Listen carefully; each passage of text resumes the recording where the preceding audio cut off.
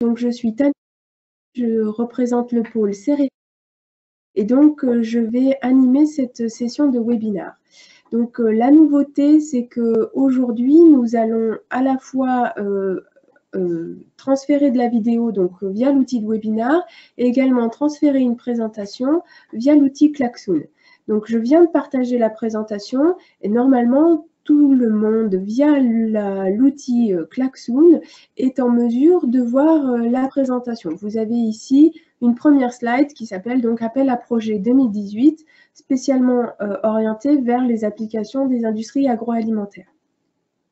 Si vous voulez interagir avec moi, vous avez dans Klaxoon un petit icône, une bulle de bande dessinée en bas de votre écran qui vous permet de m'envoyer comme des SMS, en fait, des messages. Et ces messages, tout le monde peut les voir, mais je peux également les voir, donc ça a l'intérêt de répondre à votre question. Voilà, s'il n'y a pas de questions, et j'espère que tout le monde m'entend bien, à ce moment-là, je vais continuer la présentation. Ah, voilà la présentation. Vous devez la voir sur Klaxoon. C'est bon? Bien. Alors, les appels à projets. Donc, nous avons souhaité vous présenter ce matin plusieurs appels à projets qui sont parus en début d'année. Alors, 3 concernent un financement via le programme d'investissement d'avenir, donc ce qu'on appelle le PIA, et c'est le 3e volet de ce PIA. Et donc, ce 3e volet va concerner le concours de l'innovation, le concours pour une alimentation intelligente, et puis un programme PIAV, qu'on peut appeler également PIAV filière, qui permet de soutenir certaines filières, et je vous en parlerai. Nous avons également associé à cette présentation une présentation de l'appel à projet CASDAR spécialement dédié à la semence. Et puis, je vous présenterai également une aide régionale qui est une aide au conseil pour les entreprises agroalimentaires.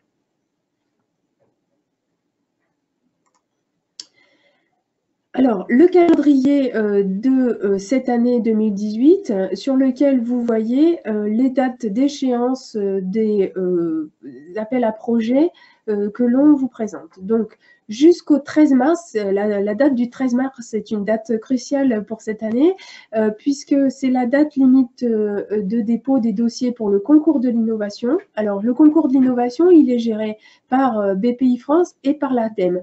Les 2 financeurs ont des thématiques différentes, donc en fonction de vos thématiques, candidatez soit auprès de BPI France, soit auprès de l'ADEME. Pour ce qui est des thématiques agroalimentaires, ce sera uniquement au niveau de l'ADEME pour agriculture innovante. Le 13 mars également, c'est la date limite de dépôt des dossiers pour le concours alimentation intelligente, ce concours est géré par France Agrimaire. Et donc là, il s'agit de créer de nouveaux produits alimentaires et des services associés. Le 13 mars, c'est également la date limite de dépôt des dossiers CASDAR pour les applications semences. Et puis, le 13 juin, c'est la date limite de dépôt des dossiers filières gérés donc par BPI France. Cet appel à projet vise à créer des unités industrielles ou de recherche partagées, et nous allons le détailler ensemble. Donc, en dessous de ce calendrier, ce sont des appels à projets financés donc, par le PIA 3. Au-dessus, donc, c'est financé par le CASDAR. Et en ce qui concerne l'aide au conseil pour les entreprises agroalimentaires, c'est une instruction des dossiers au fil de l'eau. Donc, pas de date limite de dépôt.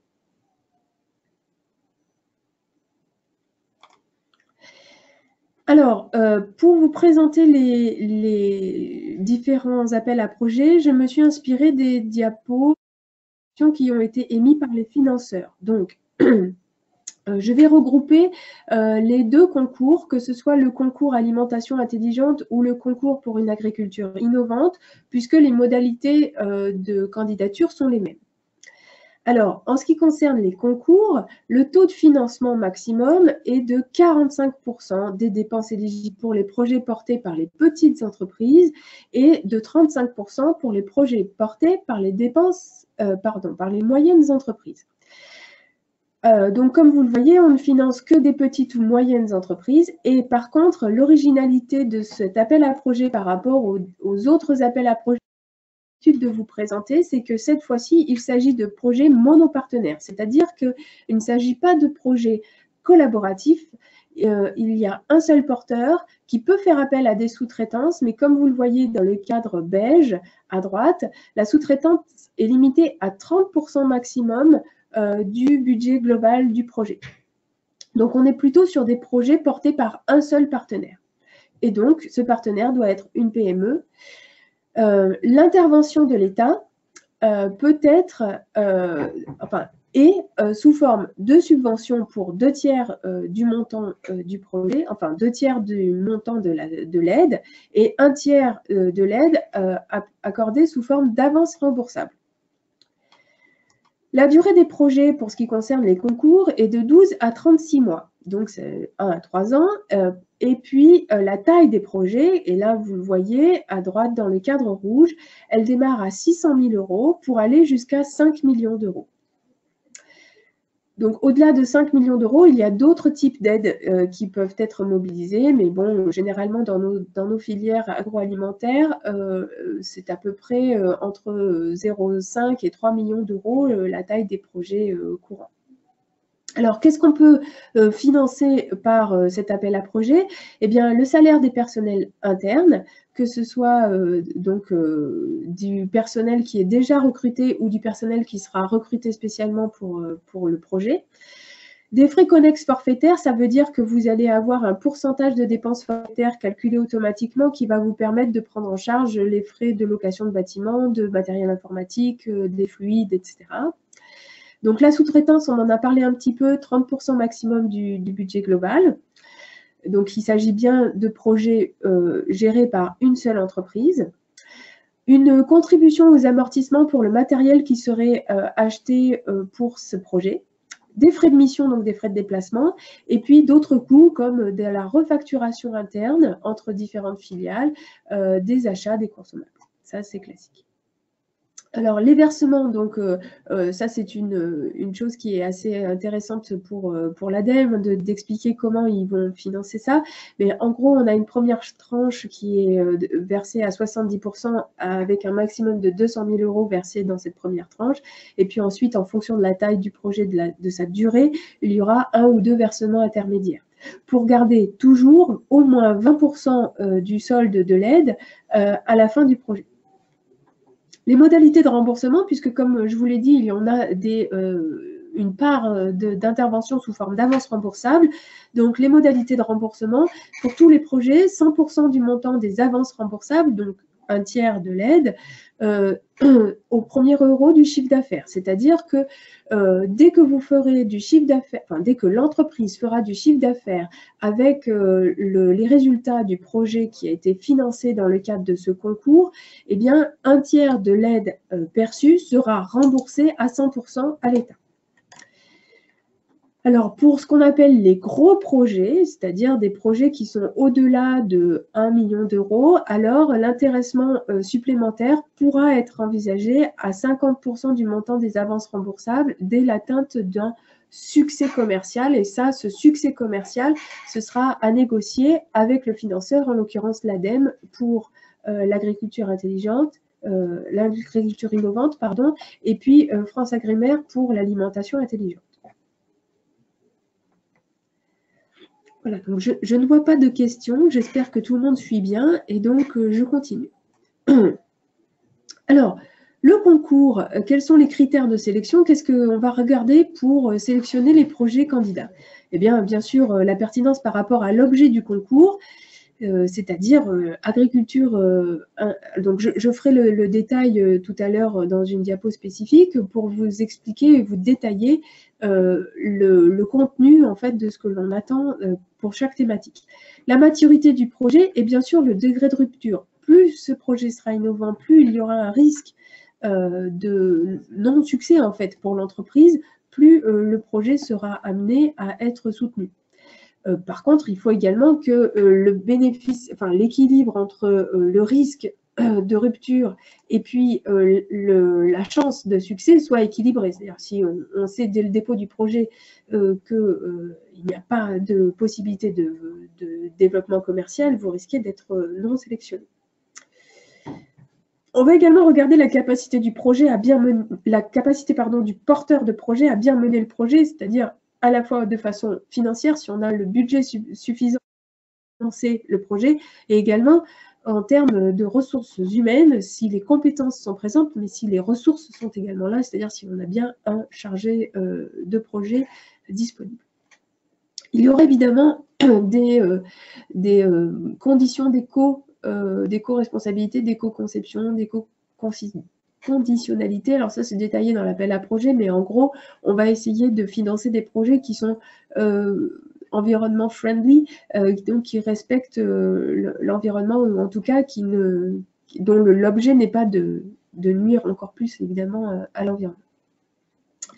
L'impact économique du projet, bien sûr, sera regardé. C'est ce que je vous disais tout à l'heure. Il y a à la fois le risque, le degré d'innovation, mais il y a également la qualité et la robustesse du modèle économique proposé, la qualité du marché potentiel, et puis le caractère réplicable des solutions déployées, c'est-à-dire que, bien sûr, on va le développer pour un produit ou une gamme de produits, mais il faut que ça puisse être dupliqué également sur d'autres actions. Vous le voyez, le label des pôles de compétitivité n'est pas obligatoire, mais optionnel. À mon avis, comme cela a été jusqu'à maintenant, le label des pôles peut être un point positif pour l'évaluation du projet, comme étant une sorte de garant, en tout cas de pré-examen du dossier dans le cadre de l'appel à projet et de sa concordance avec l'appel à projet. Donc, n'hésitez pas à nous soumettre au plus tôt vos idées de dépôt de projet. Alors, le calendrier de sélection.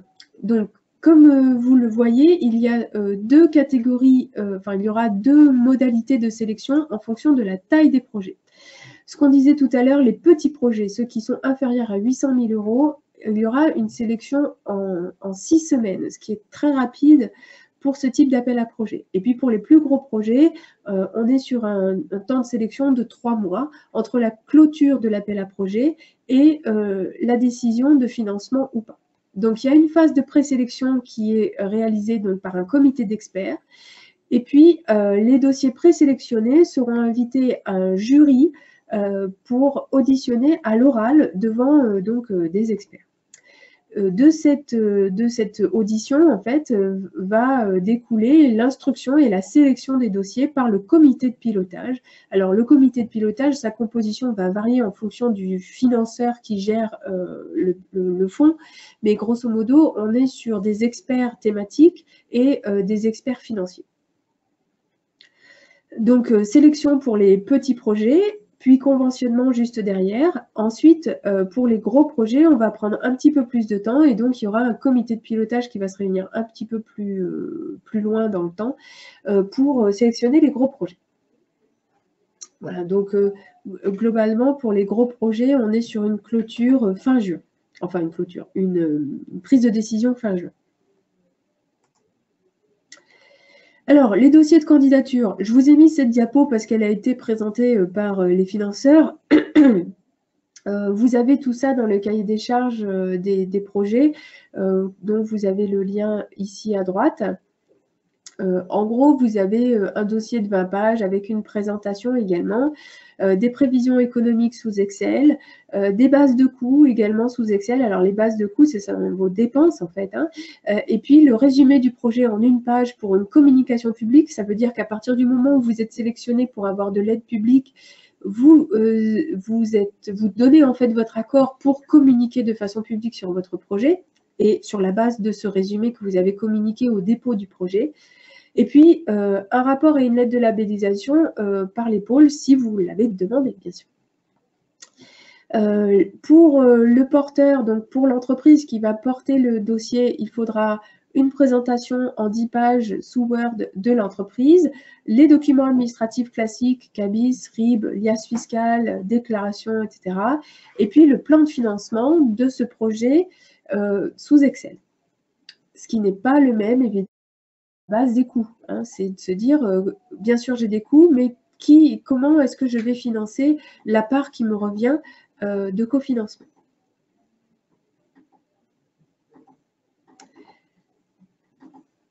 Alors, oui, les parties. Alors, je réponds à une question qui arrive en live. Donc, Maria me demande si les participants pourront avoir les présentations. Bien sûr, on vous enverra les présentations, je vais y arriver, par mail. Et puis, vous les aurez également sur nos sites internet. Donc, sur le site internet des 4 organisateurs, c'est-à-dire Céréales Vallée, la Maison Inauvergne, Nutravita et l'ARIA. Sachez également que je suis en train de m'enregistrer et donc vous pourrez avoir le plaisir de me revoir en vidéo, en replay. Alors, le concours de l'innovation, j'en profite pour vous parler des différentes thématiques, même celles qui ne concernent pas l'alimentation ou les industries agroalimentaires.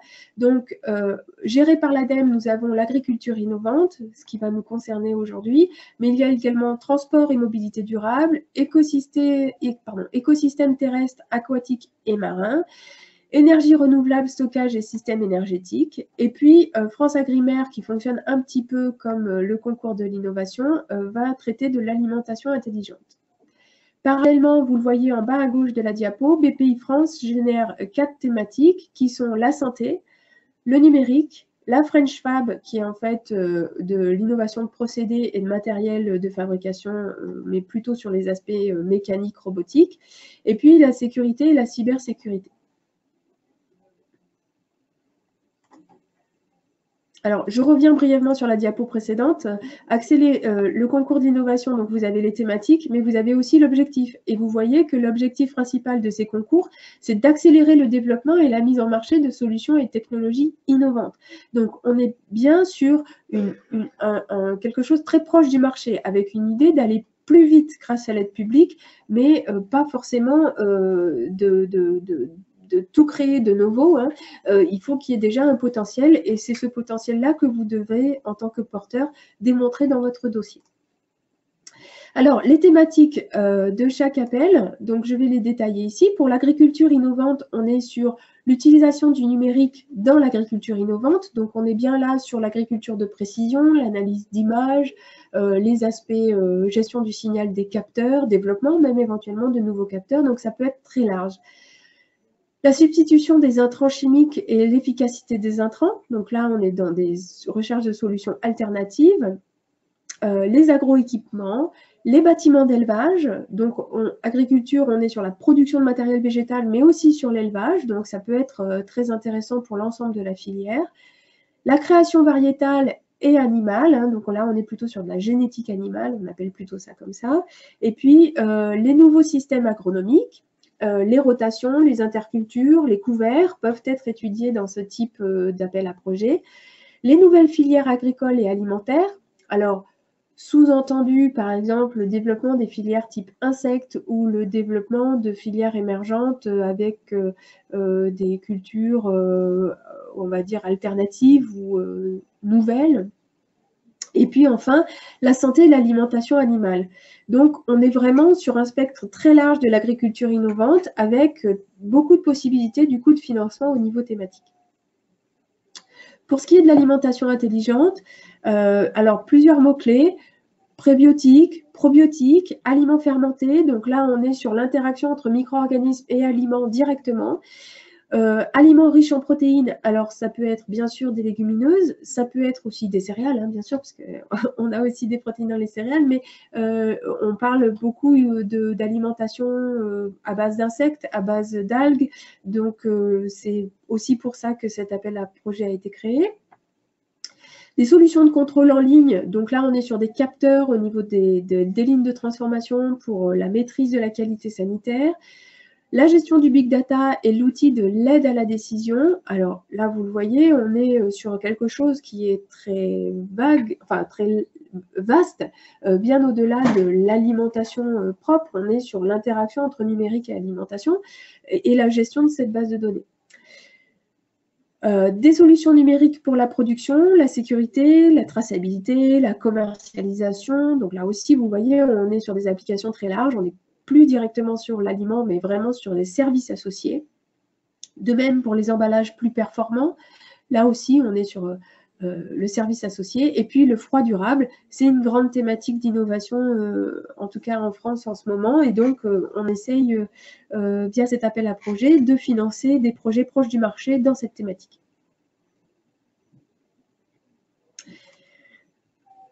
Voilà, alors sachez que là, il y a un appel à projet donc, qui va se terminer au 13 mars, mais il est prévu de lancer de nouveaux appels à projet dans les mois ou on va dire dans l'année qui suit.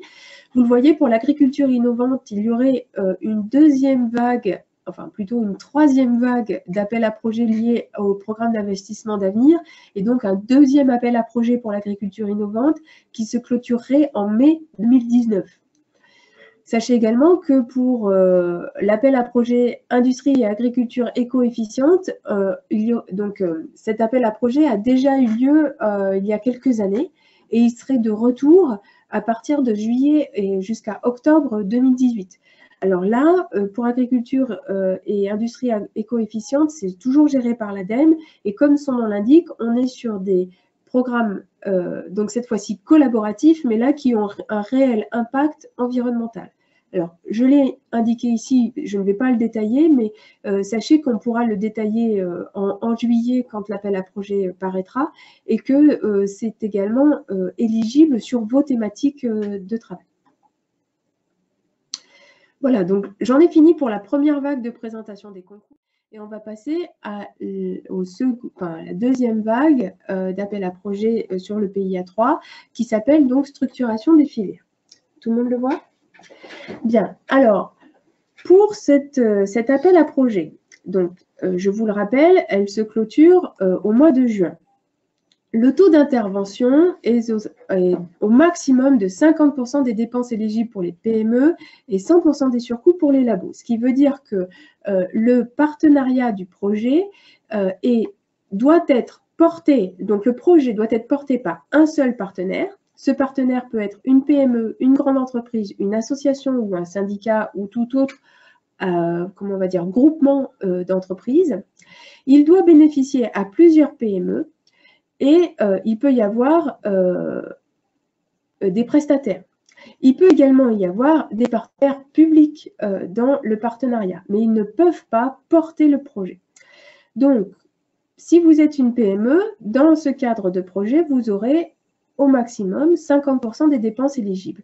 Si vous êtes une grande entreprise, plus vous allez aller vers une grande taille d'entreprise et moins le taux d'intervention sera important, mais ce sera à négocier avec le financeur au moment de la contractualisation.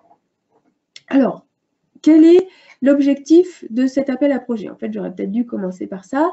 L'objectif principal, c'est de créer une unité industrielle partagée ou de mettre en commun des compétences techniques pour mutualiser la R&D ou de mettre en commun des outils collaboratifs tels que la logistique, les achats, l'informatique, l'intelligence économique, les ressources humaines, le design, le marketing, l'économie circulaire.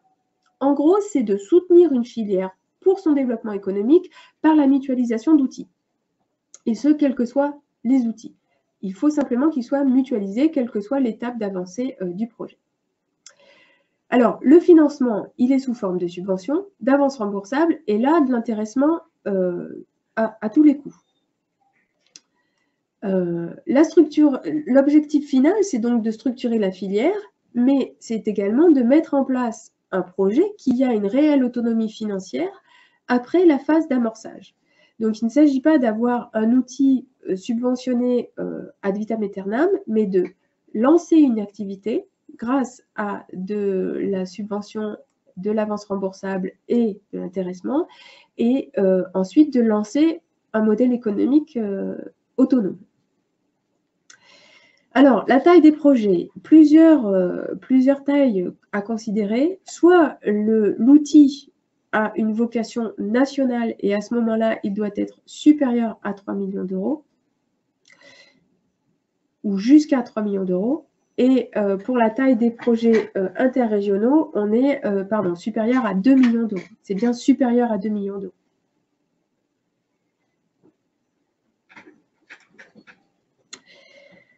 Alors, la procédure de sélection du PIAV, donc la clôture, c'est le 13 juin. Il y aura une phase de présélection, puis les dossiers seront auditionner les dossiers éligibles, c'est-à-dire s'ils correspondent au cahier des charges que je viens de vous présenter. Il y aura un comité de pilotage qui permettra d'écouter donc les candidats à l'appel à projet. Ensuite, il y aura un audit approfondi des sujets présélectionnés par des experts ministériels et des experts techniques externes au ministère. Et ça, ce sera géré par BPI France. Ensuite, BPI France, via ce comité d'experts, soumettra une sélection de projets au commissariat général à l'investissement, c'est-à-dire à l'organisme qui gère directement les fonds du PIA, qui, lui, prendra la décision finale. Et puis ensuite, viendra le conventionnement avec BPI France, et ce conventionnement peut prendre jusqu'à 3 mois. Voilà, donc là, je vais vous parler de 2 appels à projets qui sont un petit peu différents. Le CASDAR qui est très orienté sur une thématique, et puis l'aide au conseil qui est plus générique sur les industries agroalimentaires en région Auvergne-Rhône-Alpes. Je suis désolée pour les participants des autres régions.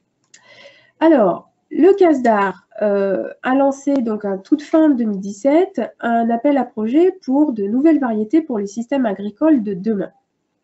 Donc là, on est sur un format de projet collaboratif public-privé, avec vraiment une co-construction du travail de recherche.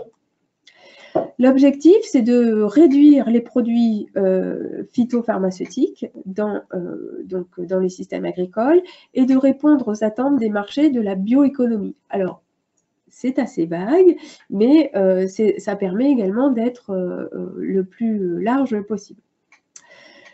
Le taux d'intervention est au maximum de 60% du coût total du projet, avec un maximum d'intervention de 100% des surcoûts pour les laboratoires et de 80% pour les entreprises.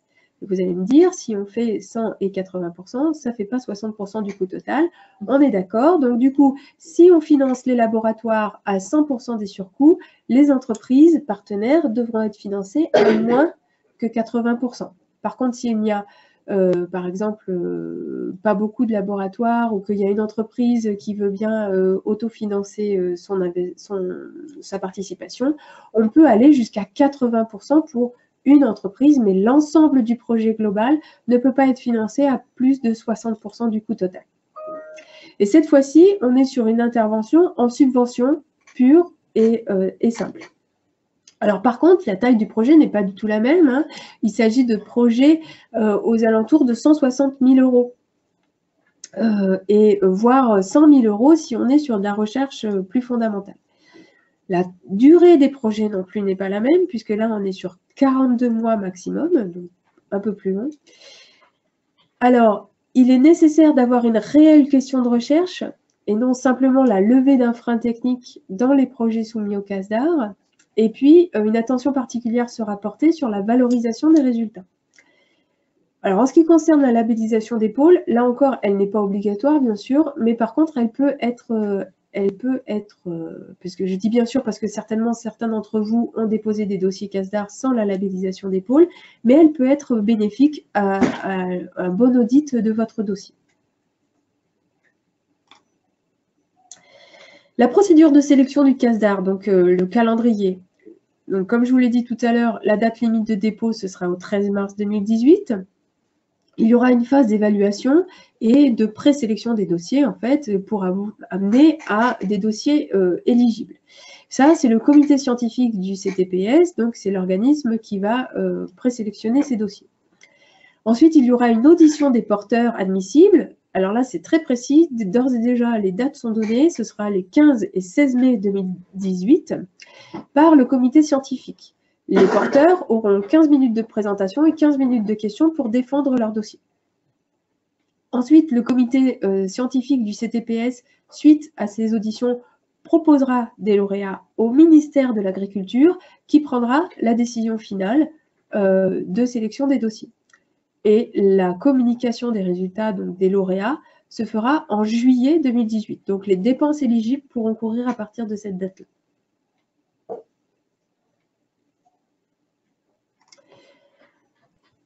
Ensuite, nouvel appel à projet, l'aide au conseil pour les industries agroalimentaires. Alors, je le répète, ça ne vaut que pour les entreprises agroalimentaires de la région Auvergne-Rhône-Alpes. Cela dit, il doit y avoir des aides similaires dans d'autres régions. Nous sommes à votre disposition, si vous le souhaitez, pour investiguer cette part dans votre région. Alors, qu'est-ce que c'est que l'aide au conseil pour les industries agroalimentaires? L'objectif, c'est d'étudier la faisabilité de projets de développement technique et économique pour les industries agroalimentaires. Ça peut être également d'accompagner le développement d'un projet d'innovation. Accompagner, alors ça peut être de la gestion de projet, ça peut être de la rédaction de dossiers, même à la limite de l'expertise technique. Concevoir sa stratégie pour mieux se positionner au regard de l'évolution des marchés, des techniques, des moyens de commercialisation, ça veut dire faire appel à une expertise extérieure ponctuellement. Et puis, ça peut vouloir dire également étudier les impacts liés à la mise en place de certifications, signes d'identification de la qualité et de l'origine. Donc là, on est moins sur de l'innovation, mais on est vraiment sur du conseil, expertise adaptée aux entreprises agroalimentaires.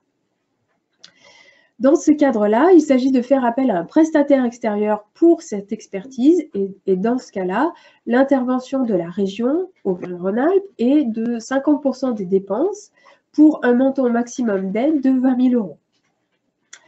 Les bénéficiaires sont des PME, mais également peuvent être des collectifs regroupant des entreprises et un centre technique. Et là, on est bien sur une intervention en subvention. Et comme je vous le disais, le dépôt est au fil de l'eau pendant toute la durée de l'année 2018, quand vous en avez besoin. Et là, le calendrier de sélection des dossiers est très rapide. En quelques semaines, on peut avoir le résultat. C'est l'objectif, hein, c'est de ne pas vous freiner pour le développement de l'entreprise. Voilà, donc j'en ai terminé avec notre présentation. Merci de votre présentation, de votre participation et à très bientôt.